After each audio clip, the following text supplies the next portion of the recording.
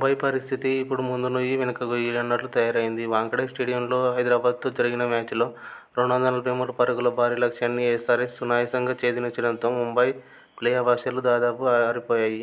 ఈ గెలుపుతో points table సమీకరణాలు ఒక్కసారిగా మారిపోయాయి. మొన్న రాజస్థాన్, నిన్న హైదరాబాద్ వరుస విజయాలు సాధించడంతో టాప్ 4 జట్లకు, కింద ఉన్న జట్లకు మధ్య ఆఘాతం పెరిగిపోయింది. ఒకవేళ ఈ రెండు జట్లు ఓడిపోయి ఉంటే టేబుల్ మధ్యలో ఉన్న జట్ల మధ్య పోటీ రసవత్తరంగా ఉండేది. కానీ ఇప్పుడు టాప్ 4 బెర్తులు ఖరారయ్యాయనే సంకేతాలు కనిపిస్తున్నాయి. ముంబై ఇండియన్స్ పాలిట ఈ ఓటమి మరణ శాసనం లాంటిది. ఇప్పటి వరకు 8 మ్యాచ్లు ఆడిన ముంబై కేవలం 2 మాత్రమే గెలిచింది. 4 పాయింట్లతో అట్టడుగున ఉంది.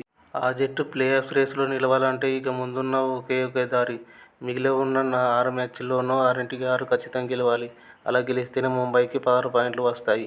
అప్పుడు మాత్రమే ప్లేఆఫ్ చేరే అవకాశం ఉంటుంది. అయితే వినడానికి ఇది ఒక అవకాశంగా అనిపించినా ఆ దారిలో ఉన్న గండాలే ముంబైని భయపెడుతున్నాయి.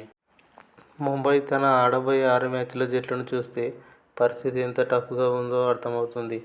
ముంబై తలపడే టీమ్లు చెన్నై, బెంగళూరు, పంజాబ్, కోల్కతా, రాజస్థాన్, గుజరాత్ జట్లను ఎదుర్కోవాలి. ఇక్కడే అసలైన ట్విస్ట్ ఉంది. ఈ 6 జట్లలో 3 జట్లు అంటే పంజాబ్, బెంగళూరు, రాజస్థాన్ ప్రస్తుతం ఆ జట్లు భీకరమైన ఫామ్లో ఉన్నాయి. ఆ జట్లను ఓడించడం ముంబై ప్రస్తుత ఫామ్ను చూస్తే దాదాపు అసాధ్యం అనిపిస్తుంది. ఇక హైదరాబాద్ సాధించిన ఈ విజయం అటు చెన్నై, ఇటు గుజరాత్ జట్లను కూడా షాకిచ్చింది.